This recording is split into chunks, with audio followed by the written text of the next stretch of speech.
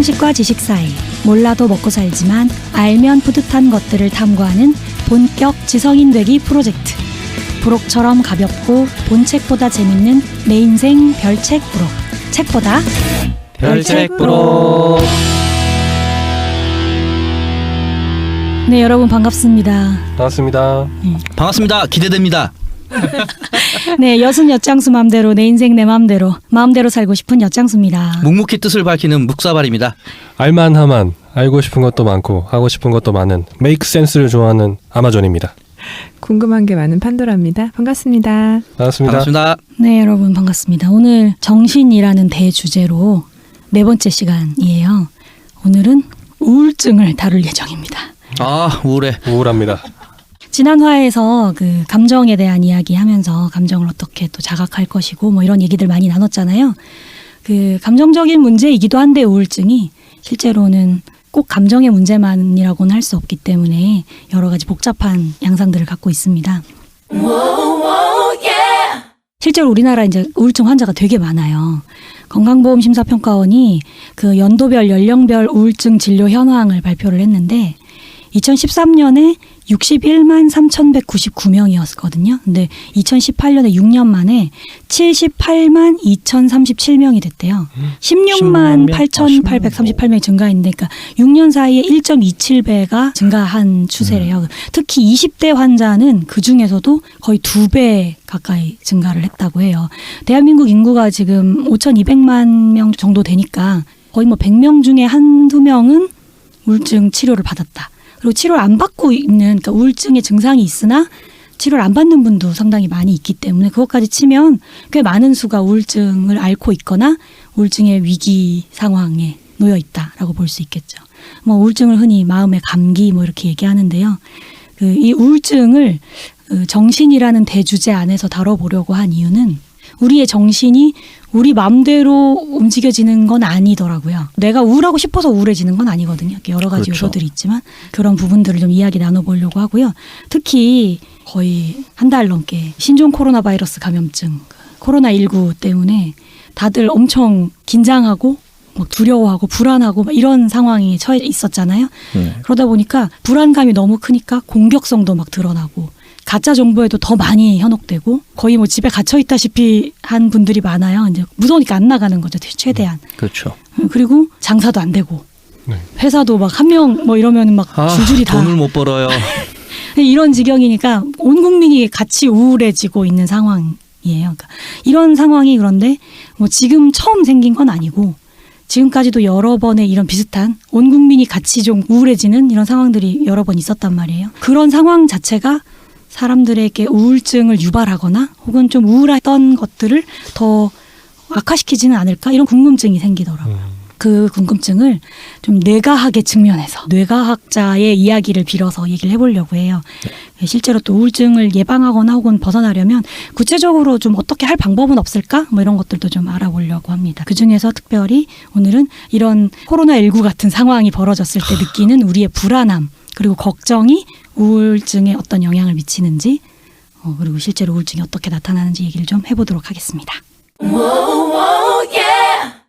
우울증이 뭔지 나는 어느 정도의 우울증의 양상을 지니고 있는지 네. 진단해 이거 주세요. 궁금하잖아요. 아, 질문의 냄새가 술술 풍기기 시작.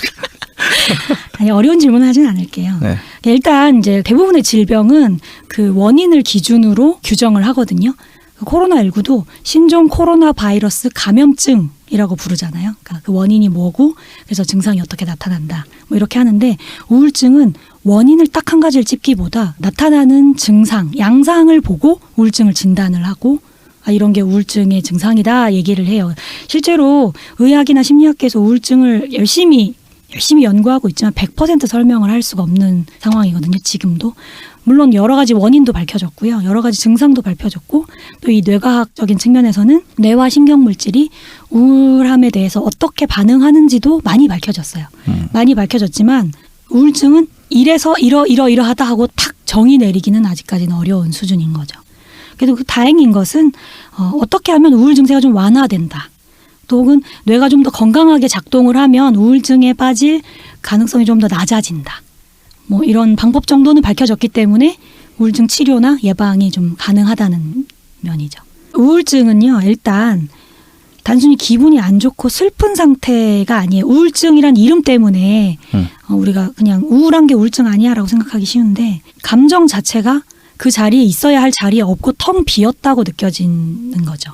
마비된 것 같은 감정 자체가 마비되는 거예요. 우울한 감정마저 없게 느껴지는, 공허하게.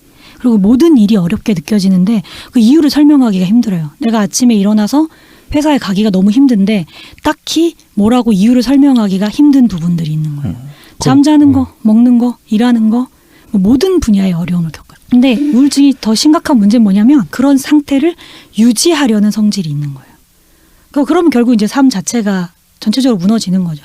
아무것도 안 하는 상태를 유지하고 우울한 상태를 계속 유지하려고 하니까. 의학계나 심리학계에서 우울증을 좀 진지하게 심각하게 보는 이유도 이런 게 아닐까 싶습니다. 우울증을 주요 우울 장애라고 하는데요. 그러니까 Major Depressive Disorder라고 하거든요. 그러니까 이걸 확진하는 이제 문진표 드디어 나왔습니다. 아, 문진표. 저 우울증인 것 같아요. 이 정도 설명 들어도 난데 제가 좋아하는 딸기를 오늘 먹는데도 딸기를 겨우 힘들게 씻었는데 씹기가 싫었어요. 너무 우울해요. 어떡하죠? 어떡하지? 누가 씹어줘야 될 것 같은데. 씹어줘야 되는 건 뭐죠? 그 미국 정신의학협회에서 정신질환 진단 및 통계 편람에 수록해 놓은 주요 우울장애 확인하는 방법입니다. 근데 몇 가지 이제 증상이 있는데요. 제가 9가지 증상을 말씀을 드릴 거예요. 근데 이 증상이 2주 이상 거의 매일 겪은 증상이 있는지를 이제 세보세요. 첫 번째, 슬프거나 공허하거나 항상 짜증이 난 상태 등 우울한 기분. 두 번째, 모든 또는 거의 모든 활동에 흥미나 즐거움이 감소했다. 세 번째, 상당한 그리고 내가 의도하지 않은 체중의 감소 또는 증가, 식욕 감퇴나 식욕 상승이 있었다. 저요. 저 지금까지 뭘 중간에 저요 뭐 해야 돼? 아니, 그냥 조용히 세보세요. 식욕 상승, 식욕 폭발. 네, 네 번째, 불면증 또는 수면 욕구가 증가했다. 다섯 번째, 다른 사람들이 알아볼 정도로 초조해하거나 행동이 느려졌다. 여섯 번째, 피로 혹은 기력 상실. 일곱 번째, 자신이 쓸모없는 존재라고 느낀다거나 과도하거나 부적절한 죄의식이 들었다. 여덟 번째, 생각하거나 집중하거나 결정 내리기가 어렵다. 많이 해당되시는 판도라의 거예요. 상자가 열렸어요 자, 지금. 잠깐만요. 마지막 아홉 번째, 죽음이나 자살에 대한 생각이 반복된다. 어떡하죠? 자, 이제 각자 몇 가지 정도 되는지 세 보시고요. 꼭 말씀하실 필요는 없어요. 근데 그게 5가지 이상이 지난 2주 이상 계속 매일, 거의 매일. 그러니까 하나의 생각이 그냥 잠깐 났다가 사라지는 건 그런 건 아니라는 그런 건 거잖아요. 아닙니다. 일시적인 거니까. 일시적인 건. 그거는. 그러니까 우울한 감정은 누구나 느낄 수 있어요. 그렇죠. 우울감은. 네. 뭐 기쁜 근데 감정 있고 우울한 그렇죠. 감정 있고. 지난주에 우리 열심히 들으셨잖아요. 네. 우울하거나 슬픈 감정이 나쁜 게 아니에요. 그죠? 자연스럽게 느껴지는 건데 이런 감정이 지금 말씀드린 9개 중에서 5개 이상 최소 2주 이상 유지되는 거죠. 반복되고 유지되는. 점점 날짜가 좀 늘어나는 기분인데 저는 말할래요. 네. 아까 9가지죠. 네네. 마지막 한 가지 빼고 다 8가지가 해당된다. 다 말도 안 돼. 그 말이 안 되네. 지금 여기 있을 게 아니라 병원을 얼른 가야 될 것 같은데요. 선생님. 아니 근데 그 8가지 만약에 그 9가지 중에서 2주라는 시간이 길긴 하잖아요. 근데 그 9가지가 어떤 건 좀 덜하다가 하루를 건너뛰기도 한데 9가지가 한 번에 나타나진 않으니까 그렇죠. 어쨌든 그 가지가 지금 뭐 서너 가지 이상씩 지속되면 병원에 갈까요? 우울장애를 의심해 봐야 되는 거죠. 근데 물론 이거에서 해당된다고 무조건 넌 우울증이야 라고 할 수는 없어요. 그러니까 그렇죠. 정확한 진단은 당연히 정신건강 전문가를 만나서 진료를 받아보시고 상담이나 진료를 해서 확진을 해야 되는 문제인데 그러니까 이런 증상이 2주 이상 계속 반복된다. 근데 심지어 뭐 한 몇 달씩 계속 나는 이랬다 하면 의심해 보셔야 되는 거죠. 지금 그러면 확진이 되면 그 다음은 어떻게 돼요? 그럼 이제 상담을 받거나 진료를 받아서 치료를 해야 되는 거죠. 여러분도 들으시면서 이게 나한테 되게 많이 해당되는 것 같은데 하면 그냥 참지 마시고 전문가들을 만나보시는 걸 추천드리고요. 지금 근데 이제 많은 분들이 이거에 공감을 하실 것 같은 게 실질적으로 우리가 이런 감정에 지금 많이 노출되어 있어요. 이런 환경에. 그 얘기를 지금부터 이제 드릴게요. 코로나19가 지금 너무너무 확산이 되고 있는데 이게 그럼 우울증의 원인이 될 수 있나? 저는 그게 궁금하더라고요. 실제로 그냥 밖에 안 나고 집에 있는데도 불안한 거예요. 내가 어제 만났던 사람 중에 누가 혹시 확진자가 있으면 어떡하지? 내가 갔던 마트에 확진자가 다녀갔으면 어떡하지? 막 동선을 계속 확인하고 우리 집 근처에 코로나 환자 있는지 없는지 계속 확인하고 그러니까 불안감이 점점 커지는 거예요. 불안, 걱정, 근심이 그렇죠. 우울증으로 가냐 안 가냐? 우울증의 큰 원인이 될 수 있어요. 아, 그러니까 우울증이라는 게 그냥 우울한 감정이라기보다 무기력해지고 이렇게 가는데 불안감, 공포감이 점점 커지면 그게 나 자신을 무기력하게 만들고 그리고 우울증으로 발전할 가능성이 높다는 거죠. 실제로 감염이 되는 것도 심각하지만 감염을 우려하기 때문에 우리 행동 방식과 행동 반경이 아주 많이 변했잖아요. 지금 여러분도 오늘 다 마스크 쓰셨죠. 그리고 막 손소독제 계속 쓰고요. 손 계속 닦고 모임은 거의 다 취소됐을 거예요 아마. 모르는 사람들을 좀 경계하게 돼요. 요즘은 만나서 악수하는 사람 잘 없어요. 그리고 외식도 안 해요. 여행 당연히 안 합니다. 외출도 안 하려고 해요. 식생활도 변하는 거예요. 집에서 뭔가 해 먹어야 되고 시켜 먹고. 요즘은 밀키트가 그렇게 유행이라고 하더라고요. 시켜서 내가 조리만 하면 되게 다 해서 나오는. 해봤어요. 네네. 우리 정신 건강에 충분히 영향을 끼칠 만한 행동 변화가 생겼다는 거예요. 여러분은 지금 그 코로나19 확산되기 시작하면서 심리적인 어떤 변화가 느껴지거나 이 상황에 대해서 어떤 특별한 감정이 느껴지는 것들이 있나요? 저는 좀 걱정, 불안, 의심이 많아졌어요. 이곳이 안전할까? 혹은 내가 만난 누군가가 바이러스를 갖고 있진 않았을까? 뭐 이런 의심을 하는 거죠, 계속. 저는 더 제 컨디션을 조절하려고 애쓰게 돼요. 잘 못 자고 일도 많고 그런데 피곤해지면 안 돼. 이런 강박이 좀 있는 거예요. 약간 좀 몸이 무거운 느낌이 드는데 이거 이러다가 딴 데 같으면 감기 걸리겠는데? 몸살 나겠는데?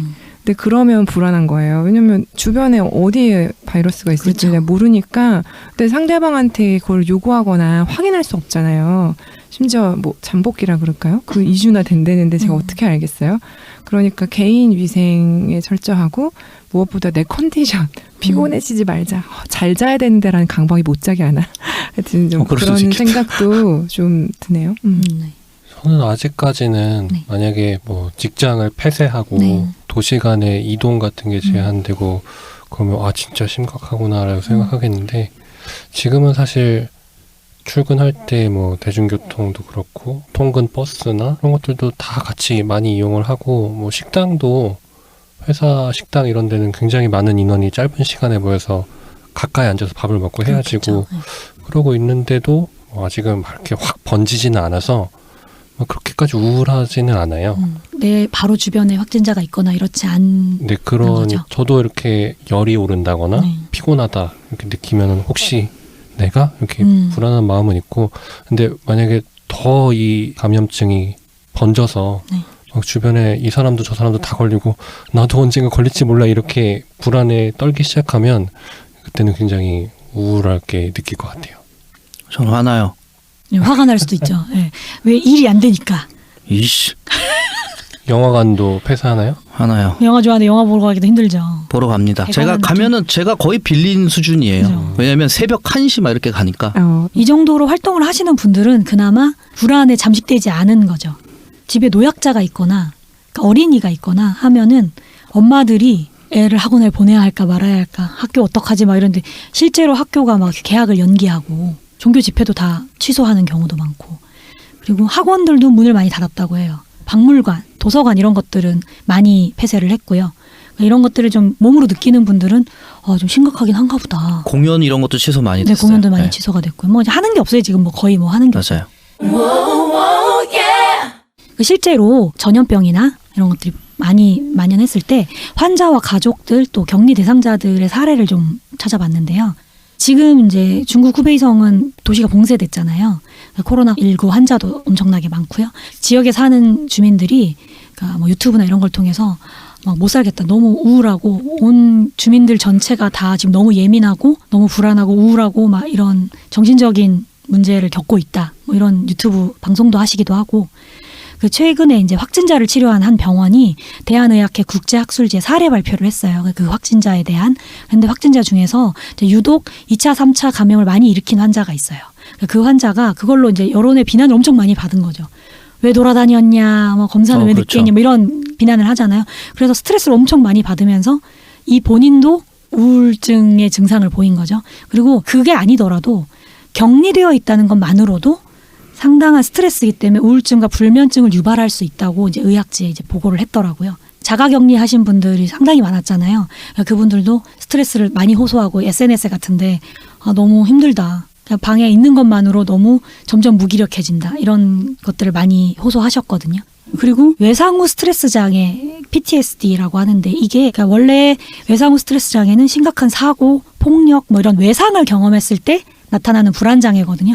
그러니까 뭐 자라보고 놀란 가슴 소뚜껑 보고 놀란다고 어떤 큰 사고를 겪으면 그 사고 장소에 가거나 그 사고 당시와 비슷한 경험만 해도 거부 반응을 일으키고 막 무섭고 꼼짝 못하고 주저앉고 이러는 거죠. 그래서 일상에 제약을 받아요. PTSD를 어떻게 진단하냐면 그 사건을 지속적으로 회상하거나 악몽을 꾸거나 혹은 뭐 관련 기억이나 장소를 지나치게 회피한다거나 뭐 또 분노나 과민 반응 같이 예민한 상태가 계속 지속되거나 부정적인 감정을 계속 느끼고 이런 게 막 한 달 이상 되면 이 사람은 외상 후 스트레스 장애로 진단할 수 있다라고 본다고 해요. 이런 증상이 나타나는 PTSD가 계속 가면 이게 점점 악화되면 우울증으로 발전할 수 있는 거예요. 근데 꼭 어떤 큰 사고뿐만이 아니라 이런 감염증 이후에도 이런 PTSD가 생길 수 있다고 해요. 예전에 코로나 바이러스 계열의 감염병이었던 사스를 겪었던 환자들이 많이 있잖아요. 그때 치사율도 되게 높았는데 홍콩 연합기독병원이 사스 겪었던 환자 1394명 중에서 약 47.8%의 환자들에게서 PTSD 증상을 발견했다고 해요. 또 국내에서 메르스가 유행했을 때도 한국역학학회에 게재된 메르스 경험자 1692명 대상으로 한 연구 논문을 보니까 확진자 중에서 47.2%가 불안감, 52.8%는 분노를 경험했대요. 재난에 준하는 이런 감염증으로 인한 불안, 분노 이런 것들을 조기에 치료하면 정신건강을 지킬 수 있지만 내버려두면 PTSD로 이어질 수 있다. 라고 하더라고요. 그러니까 우리가 최근 한두 달 사이에 겪은 이런 전체적인 어떤 불안과 두려움 이런 것들을 잘 극복하고 해소하지 않으면 코로나19가 지나간 뒤에 수많은 우울증 환자들이 발생할 수도 있다는 거죠.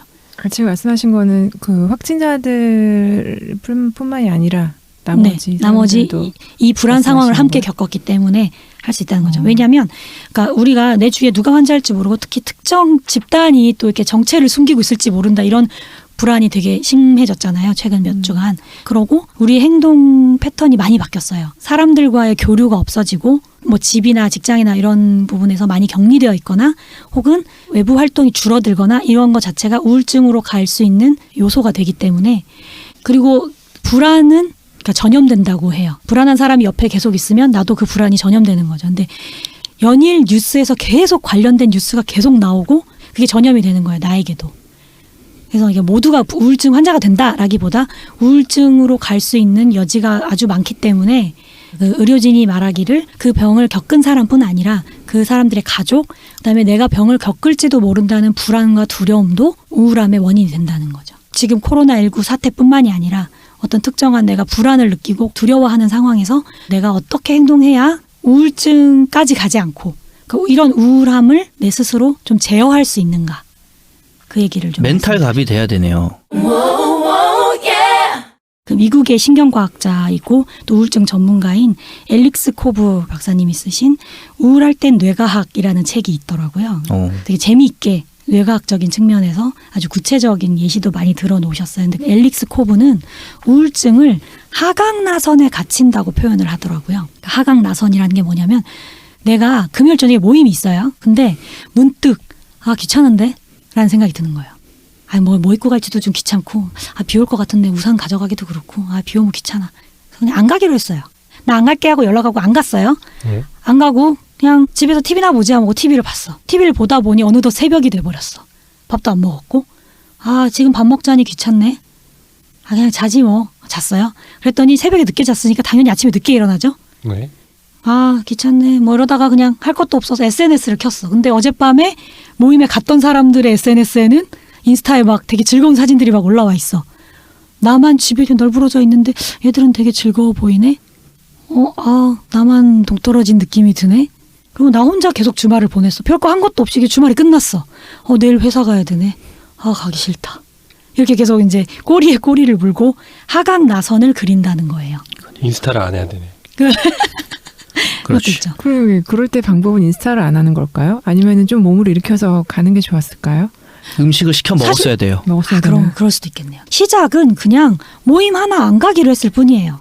그랬는데 하루 이틀 만에 우울증의 하강 나선에 갇히는 거죠. 연쇄작용이 쫙 연쇄작용이 일어나네. 계속 일어나는 거예요. 그러니까 악순환을 하는 거죠. 이게 우울증의 아슬아슬한 가장자리다. 뭐 이렇게 그 앨리스 코브는 표현을 하던데요. 그러니까 이 하강 나선을 바꿔서 방향을 바꿔서 다시 상승 나선으로 바꾸기만 해도 우울증까지 가지 않는다가 이 사람의 주장이에요. 상승 나선 어떻게 타요? 그 방법을 이제 제가 알려드릴게요. 오, 우와. 방법이 있어. 대박. 하강 나선을 조금 더 잘 이해하려면 또 그다음에 상승 나선으로 바꾸는 그 뇌과학적인 측면에서 이해하려면 일단 우리 뇌가 어떻게 활동을 하는지를 좀 알아야 되거든요. 되게 복잡하고 어려운 얘기더라고요. 그래서 제가 다 해드릴 수는 없고요. 짧고 굵게 해주세요. 네, 우리 별책부록 5화에서 인공지능 편에서 이제 잠깐 그런 얘기들 하셨어요. 그 인공지능의 설계를 할 때 우리의 뇌 구조와 비슷하게 뉴런 얘기를 좀 하셨었거든요. 딥러닝. 네, 딥러닝을 할 때 이제 뉴런처럼 만들었다고 얘기하셨는데 뉴런 수십억 개가 모여서 어떤 생각을 하고 판단을 내리고 뭐 감정을 느끼고 한단 말이에요. 근데 그 뉴런들이 각각 신경 전달 물질을 뿜어내요. 그러면 옆에 있는 뉴런이 시냅스를 통해서 신경 전달 물질을 받아요. 그럼 영향을 받는 거예요. 그러면서 이제 서로 소통을 한단 말이에요. 근데 신경 전달 물질이 되게 여러 가지가 있어요. 그래서 그 신경 전달 물질에 따라서 신경 전달 물질 계가 있는 거예요.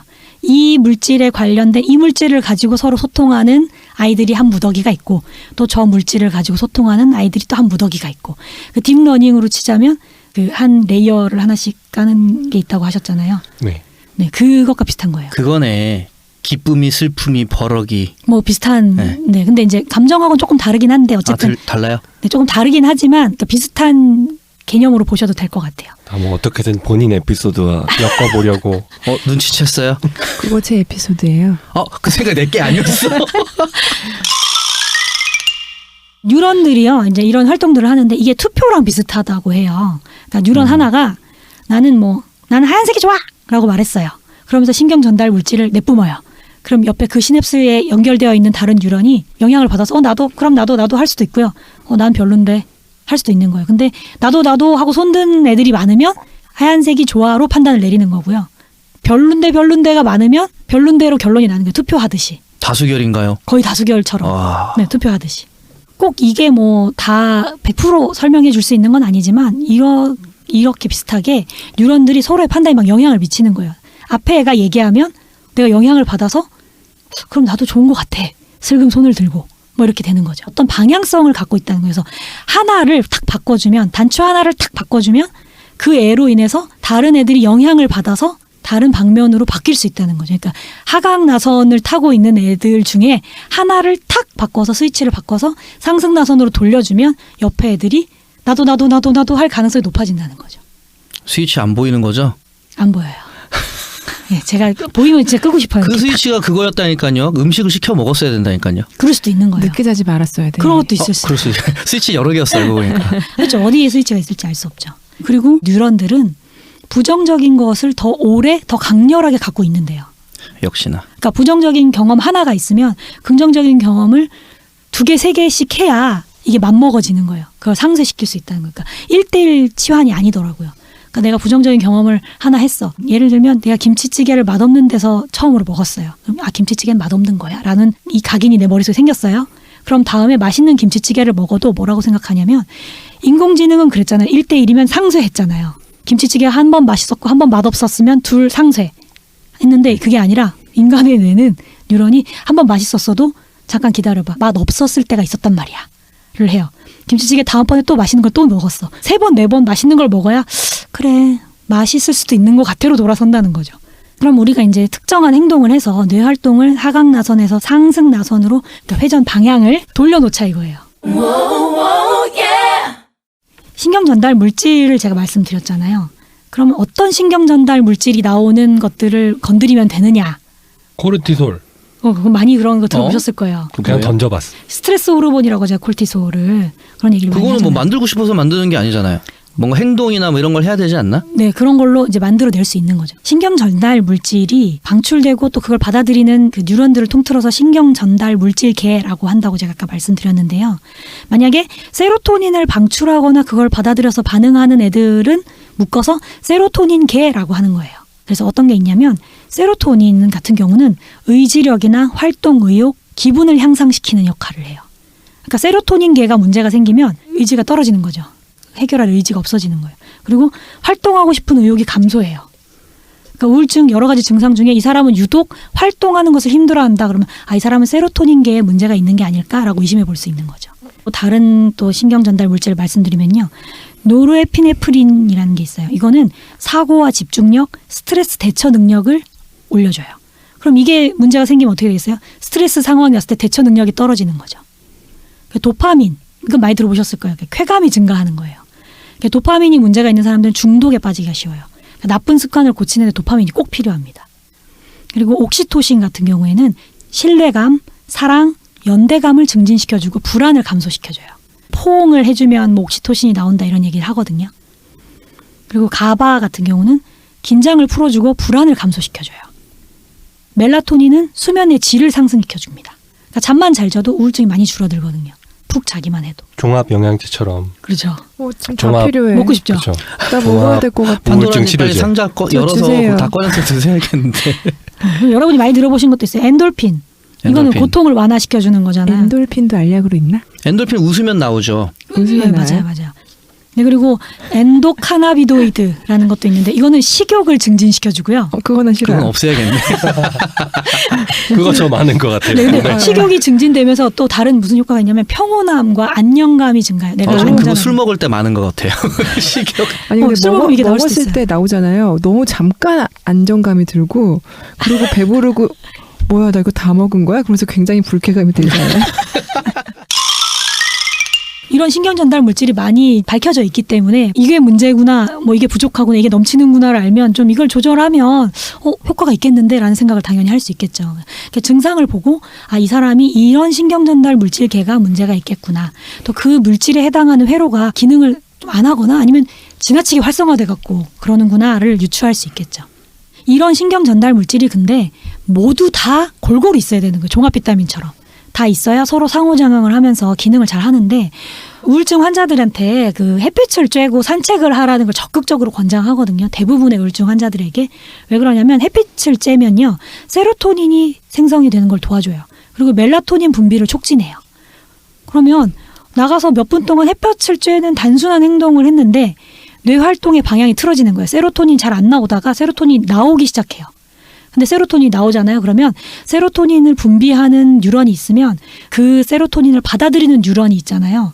그러면 받아들이는 뉴런들이 막 활성화되니까 야 세로토닌 더 줘 이렇게 되는 거죠. 그러면 세로토닌을 더 많이 분비하려고 해요. 몸이. 그러니까 처음에 촉발시켜주면 그 다음에 자동으로 또 이렇게 돌아가는 부분이 생기는 거죠. 이게 우울증의 하강나선을 상승나선으로 탁 바꿔주는 어떤 스위치가 될 수 있는 거예요. 약도 먹지 않나요? 약도 먹고, 그러니까 실제로 그 우울증 전문가들이 약의 효과가 아주 높다고 말해요. 우울증이 상당 부분 우리 몸속에 있는 신경전달 물질과 관련되어 있는 부분들이 많기 때문에 그 부분들을 채워주기만 해도 증상이 완화되는 거죠.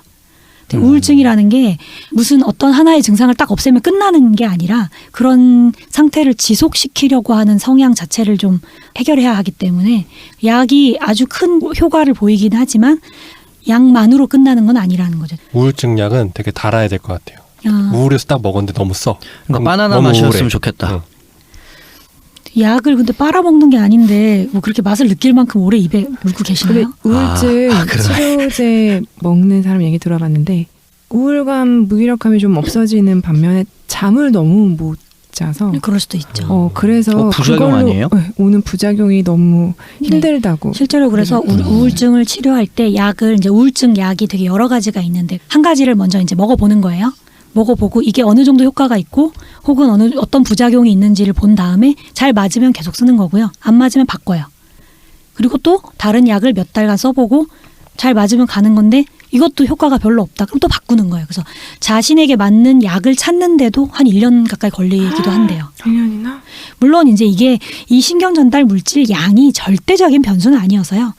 치료에 도움이 되는 방법 중에 하나라는 거죠. 이 그럼 신경 전달 물질이 어디서 누가 내뿜고 하는 것들을 이제 또 여러 사람들이 막 이제 연구를 했어요. 근데 우리 뇌에는 이제 여러 부분들이 기능을 나눠서 담당을 하는데요.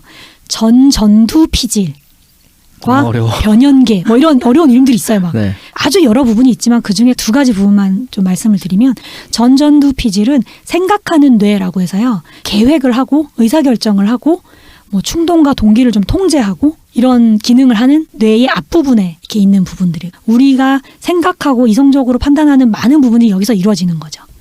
그리고 그러니까 변연계는 느끼는 뇌라고 해서 좀 안쪽에 숨어 있는데요. 감정의 영역이라고 해요. 그래서 흥분, 뭐 공포, 불안, 기억, 욕망 이런 부분들을 이 변연계가 다 관장을 하거든요. 변연계가 지나치게 활성화되어 있으면 공포감이 더 증가될 수도 있겠죠. 그리고 이제 전두 피질이 좀 활성화되면서 변연계를 조금 이렇게 안정시키기도 하고 막 이렇게 서로 상호작용을 막 해요. 내가 현실을 판단하고 어떤 생각을 했을 때 그대로 행동하게 만들거나 혹은 어떤 감정을 느꼈을 때 그 감정 좀 오바야 라고 좀 잡아주는 역할을 서로 한다거나 뭐 이런 것들을 하는 거죠. 근데 이제 그 전두 피질이 그러면 무조건 활성화되면은 우울증이 안 생기냐? 그건 또 아니고 우울한 상태일 때 이 전두 피질이 걱정하고 죄의식을 느끼고 수치심을 느끼고 우유부단하게 만드는 역할을 해요. 이 두 부분이 엄청나게 잘 의사소통을 해야 되는 거죠. 의사소통에 문제가 생기면 이제 우울증으로 가기 쉬운 거죠. 그러니까 생각과 감정이 따로 놀거나 생각은 해야 되는 걸 알고 있지만 감정이 난 못하겠어, 힘들어, 하기 싫어 이렇게 따로 놀거나 서로 교류가 안 되면 이제 우울증의 증상이 나타나는 거예요. 네, 사람마다 이게 우울증의 하강나선에 빠질 만한 요소가 조금씩 달라요. 어떤 사람은 걱정이 많아서 우울해져요. 막 이것도 걱정되고 저것도 걱정되고 막 이런 사람들 있잖아요. 막 건강 염려증 이런 것도 그런 요소 중에 하나죠. 어떤 사람은 외로우면 우울해져요. 사람을 많이 만나면 우울하지 않아.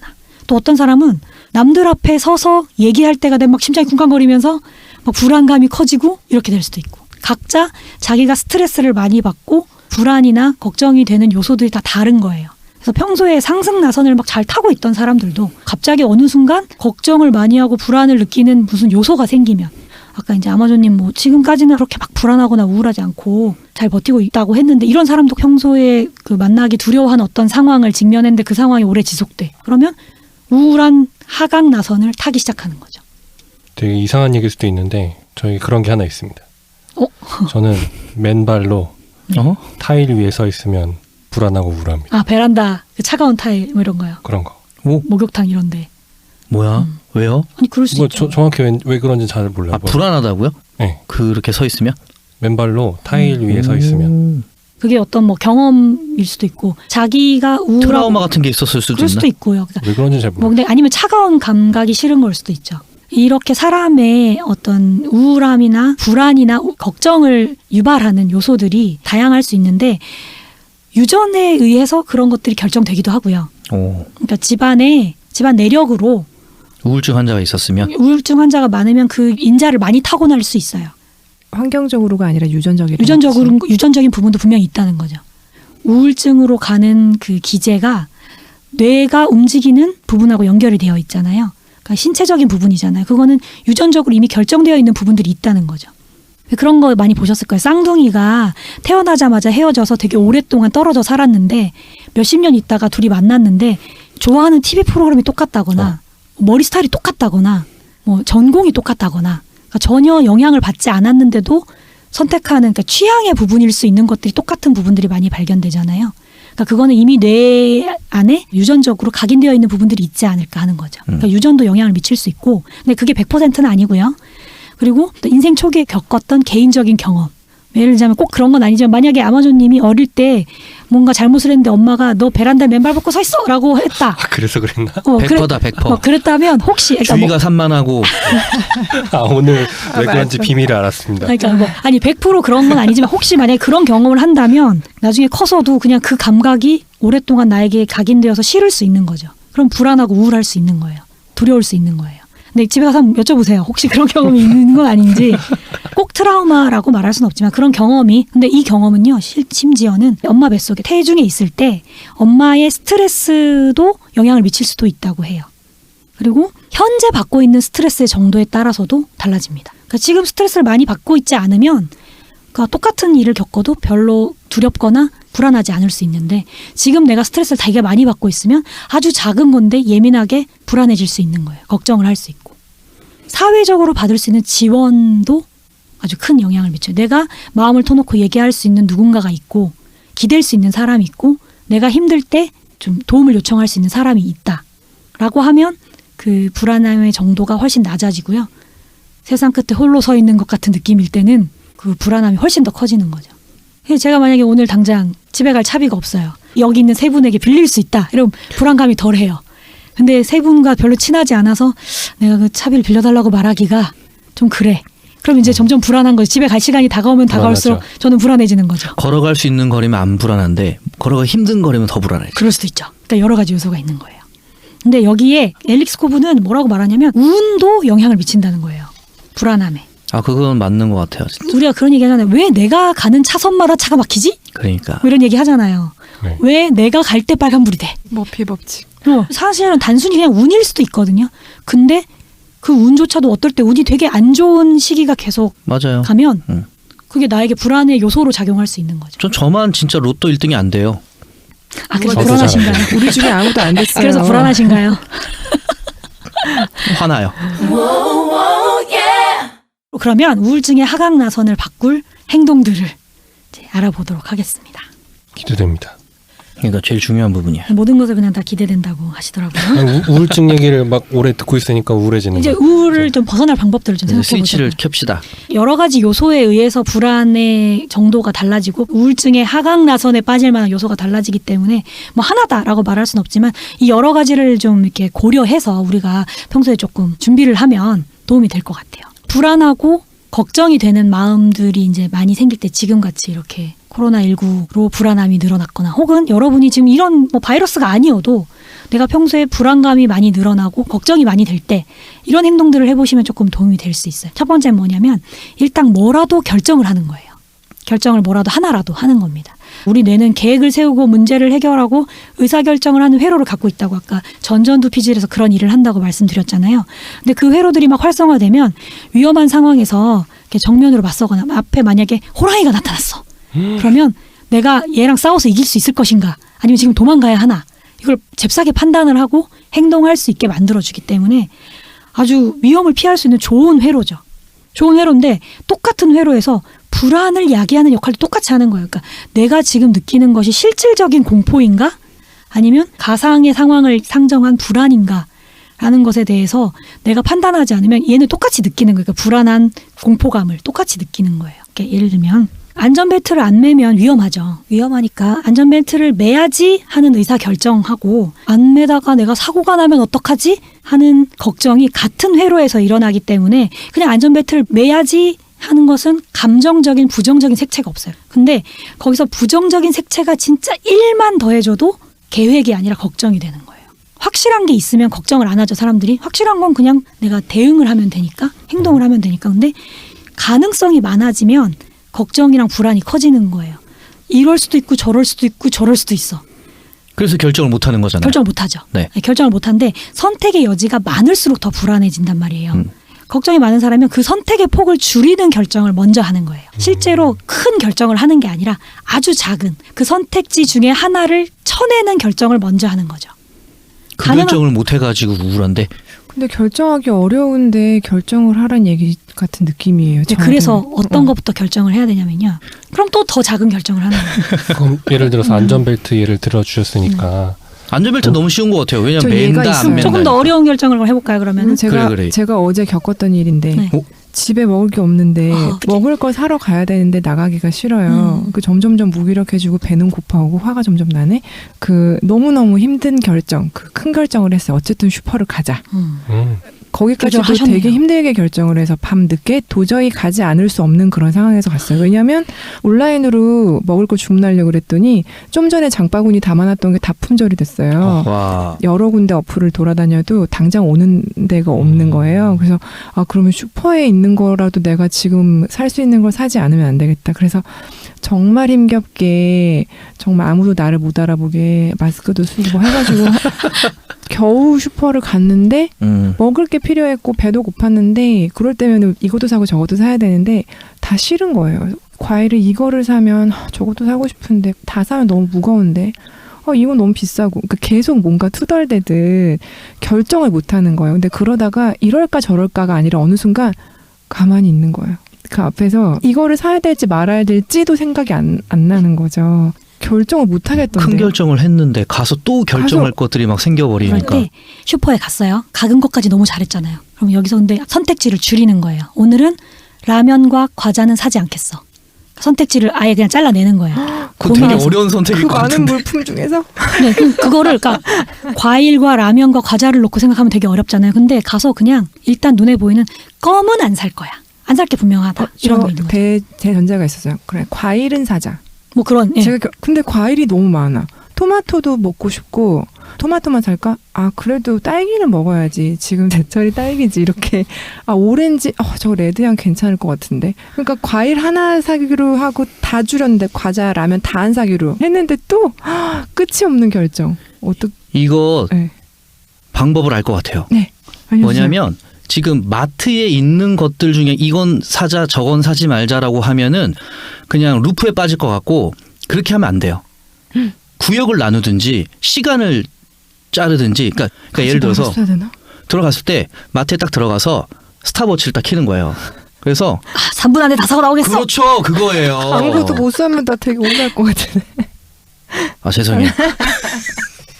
아무튼 그래서 선택지를 줄여나가면 방금도 말씀하신 처음에는 어떡하지 뭐 사지였는데 하나씩 줄이다 보니까 결국 뭘 사서 오긴 왔잖아요. 그러니까 나에게 어떤 행동의 패턴을 바꿀 스위치가 필요하다는 거죠. 그래서 뭐라도 작은 결정이라도 나는 오늘 음료수는 안 살 거야. 이거는 사실 살 생각도 없었지만 나에게 내가 작은 결정을 했다는 만족감을 주는 거죠.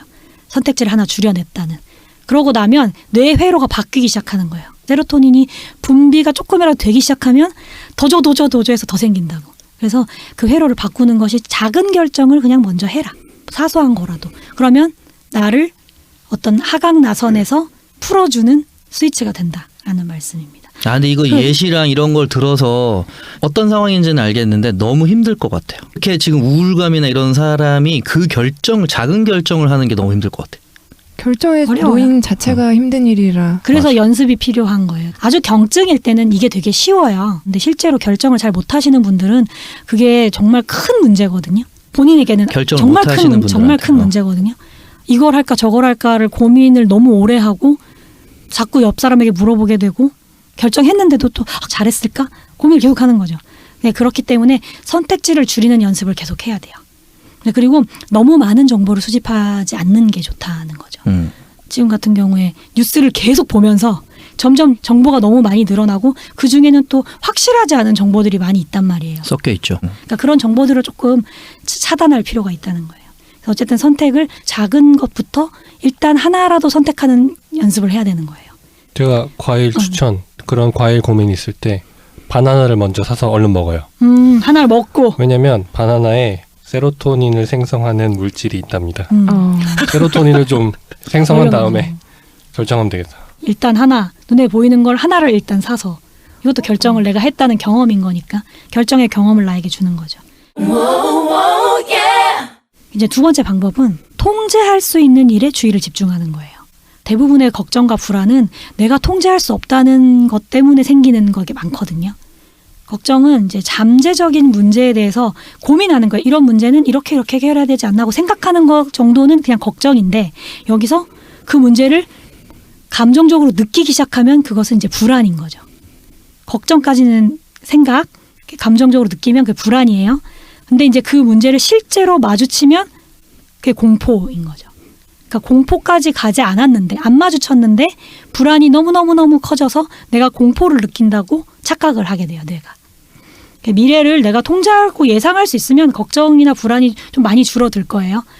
내가 출근을 하려고 하는데 지하철이 오늘 연착이 돼서 10분씩 다 늦어지고 있다는 사실을 내가 이미 알고 있으면 대비하고 계획을 세우고 불안도 좀 줄어드는데 갔는데 그냥 지하철이 막 안 와. 안 오는데 왜 안 오는지도 모르겠고 몇 분이 올지도 몰라. 그럼 이제 점점 불안해지죠. 나가야 되나? 택시 타야 되나? 나가서 버스 타야 되나? 내가 지각하는 건 아닐까? 불안이 점점 늘어나기 시작하죠. 만약에 치과에 갔는데 치과 치료가 30초면 끝난다라는 걸 내가 알고 있으면 머릿속으로 하나, 둘, 셋 하면서 30초만 참으면 돼 하면 불안감이 좀 30초치의 불안만 느끼면 되는데 얼마나 걸릴지 모르면 30초치만 불안하면 될 거를 30분치를 불안해하는 거예요. 확 불안감이 늘어나는 거죠. 30초 치료 29초 때 의사 선생님이 이제 이러면 이건 뭐지? 이러면서. 그러니까. 근데 그런 걸 활용하는 예도 있어요. 저희가 산에 갈 때 아, 얼마만큼 왔어요? 그래. 다 왔어. 다 왔어. 아니야, 다 왔어도 아니에요. 5분만 더 가면 돼요. 좀만 더 가면. 정확하게 말씀하시던데요. 아. 10분만 더 가면 됩니다. 단호예요. 5분만 더 가면 돼. 다 와서 걱정 마 이런 게도 아니고 정확하게 5분만 더. 그러니까 그게 사실은 상당히 우리의 불안감과 그 두려움을 줄여주는 역할을 하는 거죠. 같이 가니까 물어도 보고 5분 남았다 그러면 그 순간 믿고 가는 거지. 우울감이 있을 땐 누구 만나기도 싫고 그렇기 때문에 예, 그 제가 그 감정에 대해서 저도 이제 책 보면서 이런저런 생각을 하다가 이렇게 우울감, 뭐 슬픔에 젖은 사람들을 어떻게 극복하면 될까요? 그랬더니 전문가라는 어떤 분이 우선은 몸을 깨끗하게 씻어보세요. 이렇게 얘기를 했는데요. 물론 지금 상황에선 방법이라고도 쉽지만 저는 그걸 보면서는 약간은 반발이 들었어요.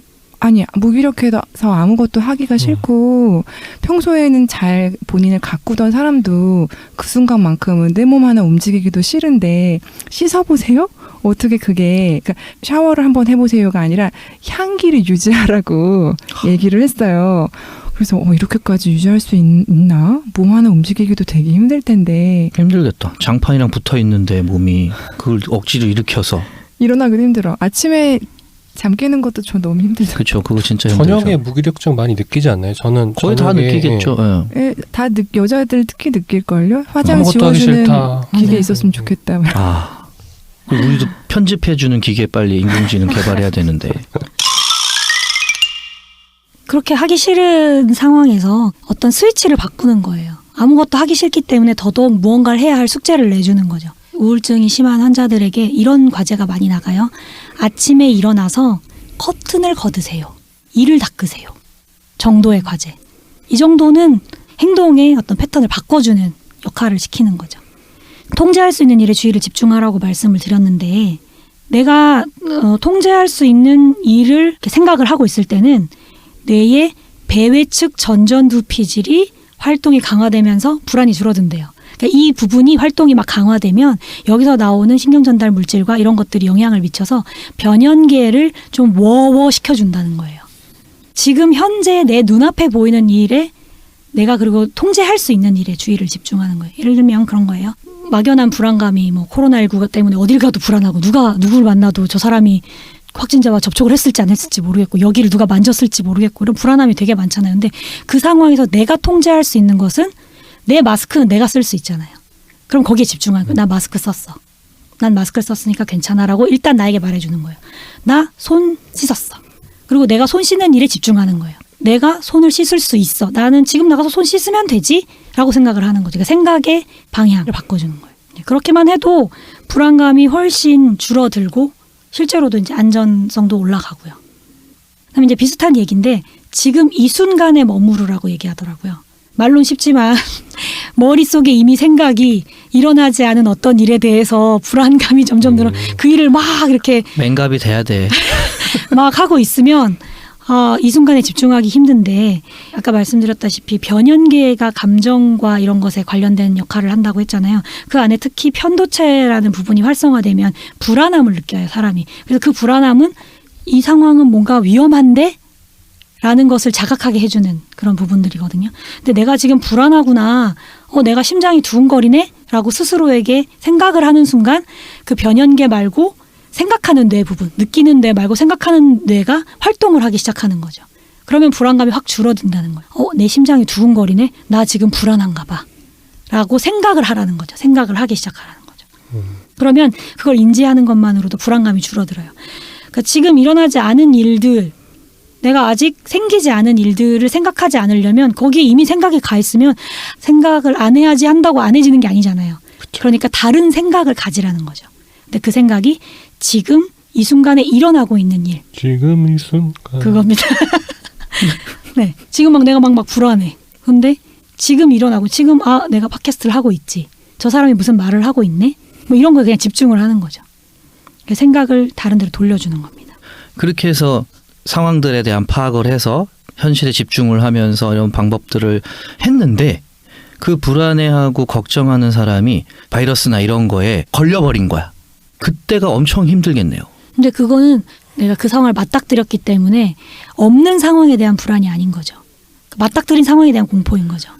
지금 순간 걱정이 딱 된 게 그렇게 열심히까지 내가 했는데 결국에 내가 걸려버려가지고 갑자기 내가 여태까지 했던 모든 행동들이나 이런 게 다 리셋돼 버리고 아무것도 못 해버리는 멘붕 상황에 충격이 되게 클 것 같아요. 충격이 엄청 근데 클 것 같지 않아요? 실제로 그 암이나 이렇게 큰 병에 걸린 사람들이 그 병을 받아들이기까지 굉장히 시간이 많이 걸리는데 화가 나는 시간이 꽤 길다고 그래요. 못 받아들여서. 분노. 수용까지 오래 근데 가죠. 그런 게 내가 왜? 왜라는 생각이 드는 이유가 건강 관리 잘했고 열심히 살았고 그러니까 관리하던 노력을 사람들 했는데 뭐 건강 검진도 다 했고 다 했는데 왜 발견을 못했지? 난 하나라고 다 했는데. 그러니까 이 병뿐만이 아니라 저 같은 경우는 내가 컨트롤하고 있다고 생각한 일을 그게 생각처럼 계획처럼 안 됐을 때 더 힘든 것 같아요. 근데 충격이 두 대부분은 배가 될 것 그런 같아요. 일 때문에 우울증을 많이 겪지 않을까 싶어요. 사실 최근에 티벳 속담이었던 것 같아요. 그 걱정을 해서 걱정이 없어지면 걱정이 없겠네. 아, 이런 것처럼 사실은 걱정한다는 자체는 아무것도 해결해 줄 수가 없기 때문에 지금 내가 할 수 있는 거에 집중해야겠지만 뭐 그렇게 불가피하게 벌어지는 어떤 상황에 대해서는 또 그 받아들이는 수용 단계가 또 필요하겠죠. 그러니까 묵사발님이 이제 그 실제로 그렇게까지 했는데 내가 걸리면 되게 충격이 클 거다 말씀하셨는데, 그러니까 걸리고 생기는 충격은 걸렸기 때문에 생기는 충격이기 때문에 그건 또 다른 양상인 거죠.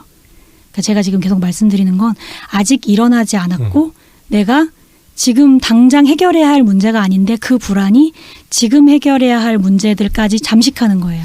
해야 할 일들을 못하게 하는 그런 불안들을 해소하려면 이제 뭐 선택지도 줄이고 지금 할 수 있는 작은 결정을 먼저 하고 뭐 이런 얘기를 말씀을 드리고 있습니다. 불안의 ABC라는 얘기를 하더라고요.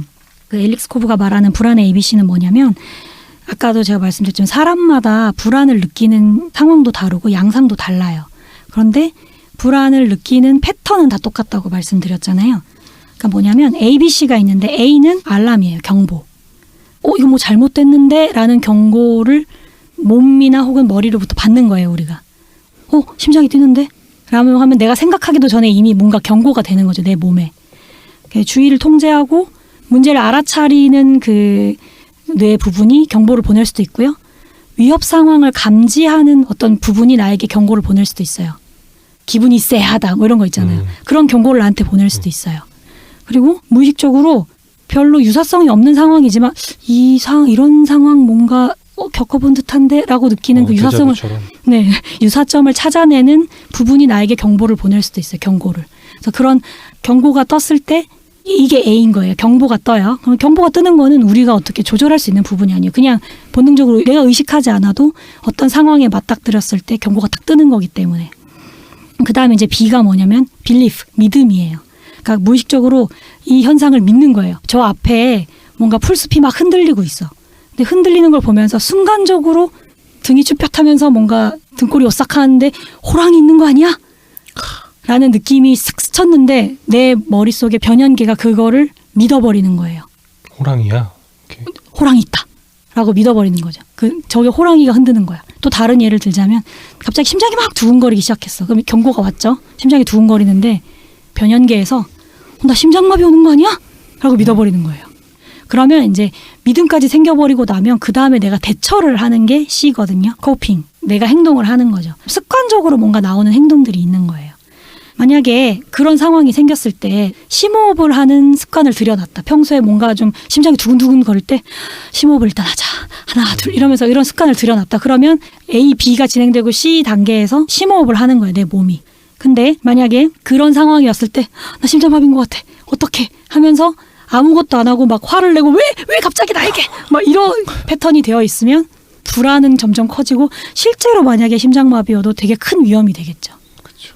뭐 우리 그런 거 많이 하잖아요. 인공호흡 같은 거 지나다니다 보면은 심장 마사지를 몇 번 하고 뭐 호흡은 몇 번 하고 이런 것들이 막 나오는데 그거를 우리가 되게 그냥 무심결에 지나가거든요. 근데 그거를 하나하나 머릿속에 새겨놓고 그다음에 연습을 해보고 하면 그게 기억이 돼요.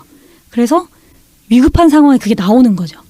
연습을 해보지 않고 머리로만 알고 있던 사람은 절대로 나오지 않는데요. 그러니까 이것도 마찬가지로 연습을 해놓는 거예요. 계획하는 그 뇌 부분에서 미리 생각하는 거예요. 심장이 두근거리면 심장마비가 올 수 있다더라. 5분 안에 119를 불러야 된다더라. 뭐 이런 얘기를 들었어. 그러면 머릿속으로 생각하면서 연습을 해보는 거예요. 아, 심장이 두근거려. 이런 증상이 나오면 119에 전화를 해야 돼. 핸드폰을 꺼내서 119를 눌러서 전화를 누르면 돼. 이걸 연습을 해보는 거예요.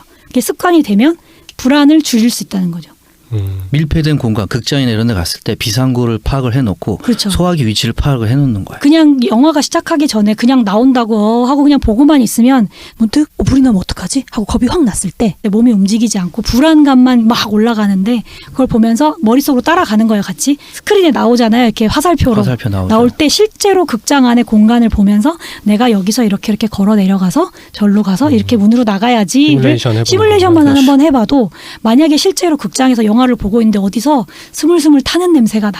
그랬을 때 그냥 막 공포에 질려서 이런 게 아니라 이제 뇌가 활동하면서 불안감이 줄어들어서 차분하게 대처할 수 있는 가능성이 훨씬 높아진다는 거예요. 4D 극장 가면 안 돼. 이게 진짜인지 가짜인지 그러네. 분간을 못해서. 위험하네. 물 튀기고 막. 그러니까 소화기 예전에 소방훈련 같은 거 할 때 이제 사람이 불이 났을 때 소화기를 지금 엿장수님 말씀하신 대로 안 쏴본 사람은 불이 났어. 소화기 어디 있어? 소화기는 찾았는데 그냥 안전핀을 네. 뽑아야 되잖아요. 맞아요. 근데 그 안전핀이 소화기를 든 상태에서는 잘 안 뽑히더라고요. 그래서 저도 그때 그 얘기를 듣고 내려놓고. 해보니까 소화기를 내려놓고 안전핀을 뽑아야 빠지지 당황해가지고 소화기를 막 들고 이거 왜 안 뽑혀 이거 왜 안 뽑혀 하면 진짜 안 뽑혀서 못 쏘니까 그런 연습을 미리 해보는 게 되게 중요한 것 같아요.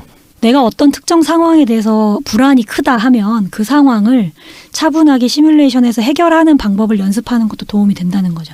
그게 또 특별히 어떤 도움이 되냐면 이런 불안을 느끼는 ABC를 패턴을 파악한 다음에 재앙적 사고를 피하라고 하더라고요. 재앙적 사고가 뭐야 봤더니 최악의 상황을 상정하는 습관이 있는 거예요. 머릿속에. 최악의 상황. 무슨 상황이 생겼을 때 나 심장마비로 죽는 거 아니야?를 이미 극장이 생각하는 그냥 무너지는 거야. 뭐 이런 피할 수 없어. 아니 아까 뭐 심장마비로 죽었다고. 자꾸 죽이시네요. 그러니까 최악의 상황 뭐가 흔들리면 무너지는 거 아니야? 자기도 모르게 최악으로 가는 재앙적 사고라고 하는 그 최악의 상황으로 가는 사고를 끊어주는 거예요. 그러니까 어떻게 끊어주냐면 방금 뭐 극장이 무너질 것 같아. 만약에 예를 들자면 미세한 흔들림이 느껴져. 흔들림이 느껴지는데 이러면 극장이 무너져. 그럼 난 무조건 100% 죽어. 를 생각하는 게 아니라 흔들리면 내가 지금 나가면 극장이 무너져도 나는 죽지 않아. 그러니까 최악의 상황을 빼는 거예요. 근데 결말을 못 보고 나오는 것도 최악인데. 결말을 보고 죽으실래요? 아니면 다음에 다시 한번 보실래요? 살게요. 네. 아무튼 그래서 내가 대처할 수 없을 것 같은 최악의 상황을 떠올리게 되는 그런 습성이 생겨버린다면 그걸 끊어내는 그런 최악의 상황이 탁 떠올랐을 때 아니야 그래도 내가 지금 나가면 안 죽어. 이게 뭐냐면 실제로 지금 나가면 안 죽어서 지금 나가는 게 중요한 게 아니라 내 마음속에 불안을 일단 낮추는 거예요. 불안감의 지수가 너무 높으면 이성적인 판단도 할 수 없고 행동도 할 수 없고 어려워지니까 일단 차분하게 냉정해져야 일단 되는데. 불안을 낮추는 게 중요하다는 거죠. 낮춰야 비상 통로로 나가더라도 나가는 거죠. 그렇죠. 이런 게 되는 거죠. 이게 스트레스 상황에 내가 어떻게 대응할지 근데 그거를 미리 계획을 세우는 게 되게 중요하대요. 최악의 상황이 생각났어. 근데 그렇게 되지는 않을 거야라고 그 생각을 끊어주긴 하는데 아까 생각했던 것보다는 조금 더 나은 결과를 한번 생각하고 그 상황이 실제 생기든 안 생기든 만약에 그 상황이 생기면 난 어떻게 해야지를 계획을 세우는 것만으로도 불안감이 확실히 줄어들어요. 왜냐하면 내가 컨트롤할 수 있다고 생각할 수 있기 때문에. 이렇게 계획을 세우잖아요. 그러면 아까 말씀드렸던 그 전전두 영역 생각하는 뇌에서 노르에피네프린이라는 그 신경 전달 물질이 나온대요. 네. 이게 나오면서 변연계가 차분해져서 감정적으로 흥분하는 것을 좀 가라앉혀주고 내가 통제할 수 있다는 생각을 더 많이 하게 해준다고 하더라고요.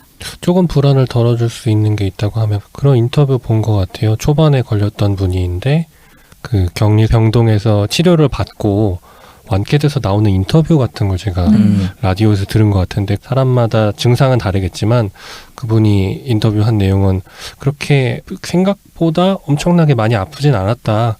그냥 독한 감기 정도로 지나갔다. 그런 인터뷰를 내가 들었으면 감염증에 내가 지금 걸려서 확진자다. 이렇게 확진자 판정이 났어도 그때 그 사람 인터뷰 보니까 그렇게 심하게 아프진 않다던데 뭐 독한 감기 정도라는데 왜냐면 다들 우려하는 것 중에 하나가 알려지지 않은 바이러스고 백신이 없으니까 혹시 걸리면 내가 죽지 않을까? 뭐 크게 잘못되지 않을까? 근데 그런 사실을 알면 좀 덜 불안하지 않을까? 그런 생각이 들었어요. 그리고 이제 되게 쉬운 게 또 있어요. 심호흡하라. 심호흡 되게 중요한 거 같아요. 우리 너무 되게 잘 알고 있지만 되게 좀 무시하는 경향이 있는데 그 상황 되면 참 힘들 수도 있을 것 같긴 해요. 이게 힘들 네. 수 있죠. 연습을 해둬야 되는 거예요. 연습을 해. 심호흡하면 마음이 가라앉고 이게 그냥 하는 말이 아니라 천천히 깊이 호흡을 하면 실제로 교감신경의 흥분이 가라앉는데요. 그래서 스트레스가 줄어든대요. 그렇기 때문에 불안감이 줄어들고 조금 더 생각하는 뇌가 움직일 수 있는 여지가 많아지는 거죠. 저도 큰 숨을 쉬고 좋아진 경험을 해서 그냥 한 번이라도 큰 숨을 내려 쉬는 것이 도움이 되기도 한다는 생각이 드네요. 아니 근데 언제 질문을 받았는데 한숨 많이 쉬는 편이냐고 그랬는데 그 질문을 듣고 제가 아니라고 이렇게 좀 손사래를 쳤는데 질문했던 분이 저한테 한숨 쉬어 라고 얘기를 해서 제가 아차 싶었어요. 우리나라에서는 그냥 눈에 띄게 큰 숨을 쉰다는 건 무슨 걱정이 있냐. 땅 야, 꺼지겠다. 땅 꺼지겠다.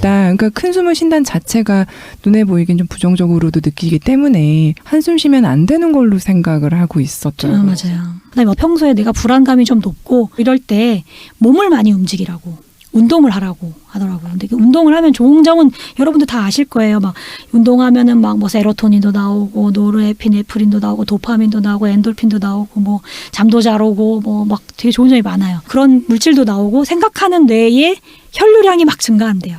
그럼 걔가 더 활성화가 되겠죠. 그럼 감정은 조금 가라앉고 생각을 하면서 변형계가 안정화되는 거죠. 그래서 운동을 하라길래 생각했어요. 지금 내가 운동할 정신이 있으면 뭐 이런 생각. 아까도 계속 그랬죠. 너무 힘들어 죽겠는데 뭘 결정을 하라고. 그렇죠. 운동을 어떻게 하라는 거야. 이렇게 불안한 시국에 나보고 지금 헬스클럽을 가라고? 하는 생각이 들어요. 근데 그렇게 정식으로 막 30분씩 1시간씩 땀을 빼고 운동을 하는 것뿐만이 아니라 그냥 몸을 움직이기만 해도 효과를 얻을 수 있대요. 장판에서 몸을 떼는 것부터. 떼기만 해도. 그렇죠.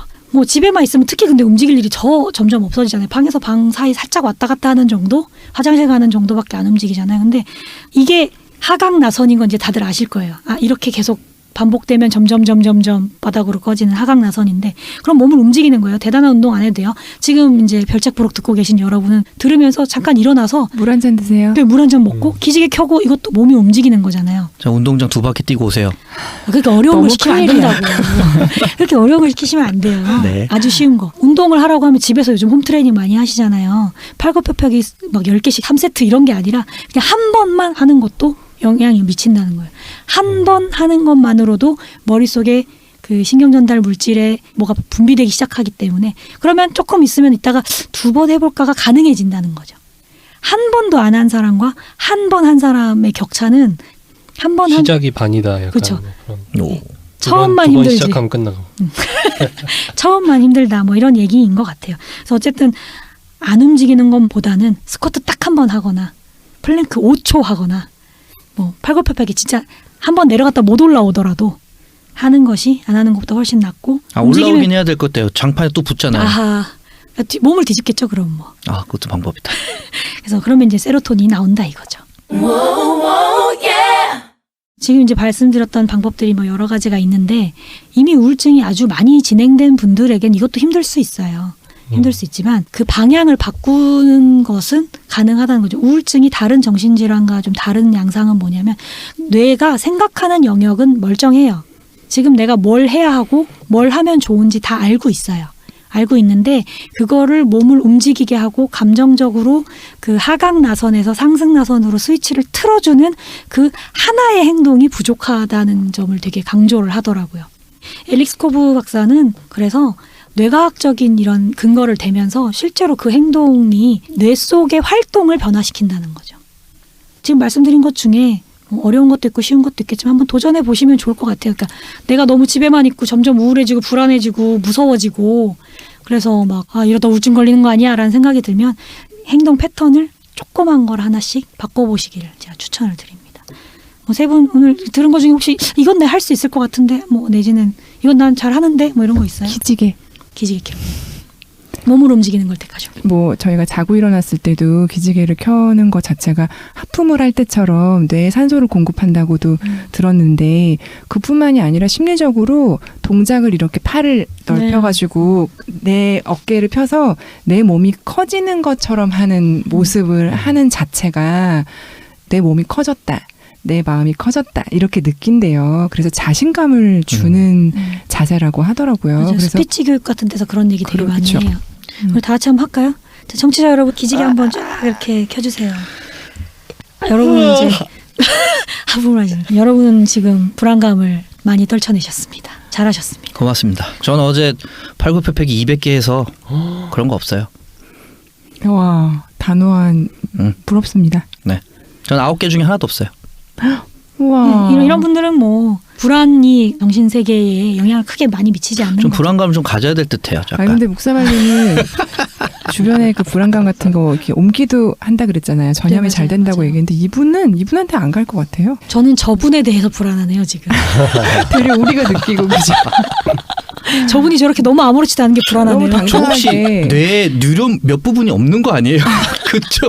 변연기에서 불안을 느끼는 부분이 전두엽 절제술 이런 거. 그런 거 아니야? 우리가 모르는 영양제 드시는 거 아니에요? 와. 아, 영화 보면서 그래도 울고 한다면서요. 감정이 없진 않잖아요. 근데 영화 보면은 기분 좋아졌다가 슬퍼졌다 이런 게 다 복합적으로 일어나는데 어차피 영화 끝나면 일어나야 돼요. 아, 거기 다 살 순 이게- 없죠. 그 상승 스위치가 있는 거예요. 이게 집에서 영화 보시는 분들은 안 되겠네요. 아 꺼야 되니까 꺼야 되니까. 리모컨으로 하는데 가서 끄세요 집에서. 움직여라. 리모컨이 없어요 우리 집에. 그거 좋은 방법이에요. 아 되게 움직여야 좋은 되니까. 방법이네. 아니 없애려고 없앤 건 아닌데 고장나서 없는 없어졌구나. 건데. 저 무슨 생각했냐면 화장실이나 이렇게 뭐 네네. 그냥 그 정도밖에 안 움직인다 그랬잖아요. 거기에 장애물을 놔두는 거예요. 막 그렇게 하세요? 벤치나 지금? 이런. 아니 저는 이제 어차피 잘 움직이는 사람이니까 그런 게 필요 없는데 편집해 주셔도 돼요. 저는 그 시계가 네. 지금 그 스마트 워치인데 네네. 얘가 이제 가끔씩 심호흡을 하라고 알람을 줘요. 대부분 괜찮다. 무시하거든요. 뭔 심호흡이야 지금. 아, 근데 이제 가끔씩 한 번씩 하고 싶을 때가 있어요. 그럼 얘가 이제 진동을 득득득득득득득득 이렇게 숨 쉬는 거와 비슷하게 아, 그런 진동을 이런 주면 느낌을? 이제 그걸 따라서 하는 건데 그렇게 가끔씩 해보면 되게 좋아요. 그리고 심호흡을 사실 잘 안 하고 사는데 오히려 심호흡을 굉장히 많이 하고 사는 사람들이 있어요. 누군지 혹시 아세요? 몰라요. 흡연자들. 아, 그러니까 흡연자들이 담배를 깊이 아, 빨아. 저는 그걸 되게 개인적으로 믿는데 흡연자가 물론 그 담배 니코틴 뭐 그런 것들이 안정을 주는 것도 있지만 담배를 피울 때 이렇게 담배 연기를 빨아들이고 이렇게 하잖아요. 해봤어. 이게 옛날에 해봤어요. 이게 그 니코틴 효과도 있지만 자체가 심호흡을 담배 한 개비를 피우는 동안 계속 심호흡을 해야 되거든요. 그런 니코틴 안정 플러스 심호흡의 안정 효과가 있어서 이제 스트레스가 약간 완화되는 그런 게 있는 것 같아요. 그래서 담배를 만약에 끊으려고 할 때 한 가지 도움이 된다고 생각하는 게 심호흡을 담배 피우는 것처럼 해보면 조금 도움이 되지 않을까.